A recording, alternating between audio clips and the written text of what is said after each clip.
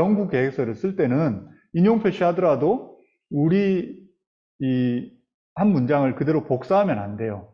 제가 지금 복사한 거는 시간이 없기 때문에 한 거고, 이대로 복사하시면 안 되고, 본문을 쓰더라도 혁신성, 진취성, 이거는 표니까 관계없지만 나중에 서론을 쓰더라도, 예를 들어 여기서 서론을 쓰는데 이 논문을 읽어서 서론 부분을 읽는다 쳐봐요.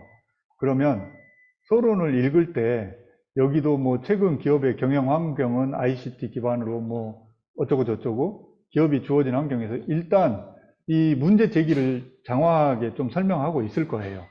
미국 경제학자 슈페터가 어떻게 얘기했고, 그 다음에 혁신 활동이 어떻고, 그러다가 이제 우리가 얘기하고자 하는 변인 관련해서 기업가 정신 얘기가 나오고 있죠. 그래서 자하라 얘기가 나오고 있고, 코빈, 슬래빈 얘기가 나오고 있고, 그러면 한국 경제에 대해서 얘기 나오고, 급변하는 기업가 정신, 이렇게 러프하게 읽는 거예요. 그러면 여기는 보니까 우선은 서론의 연구 계획서를 작성할 때 서론 부분에 아까 제가 얘기한 문제 제기, 연구 질문, 연구 필요성, 선행연구 흐름 관계, 우리 연구 차별성의 목적을 쓴다고 했을 때 범위 방법까지 이렇게 서론이에요.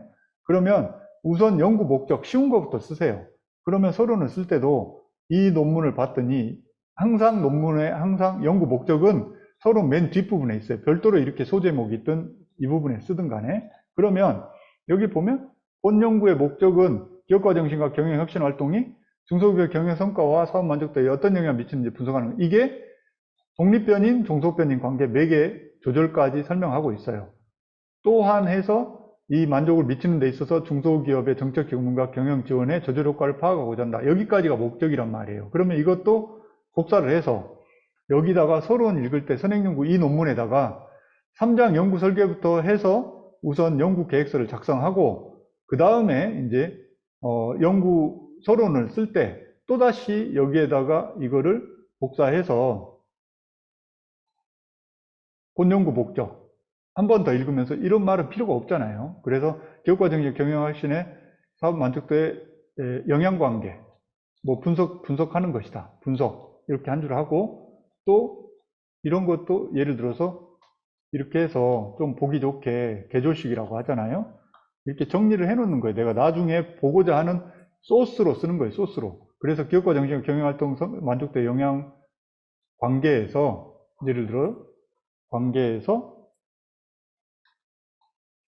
조절 효과 파악 이렇게 정리를 해놔요.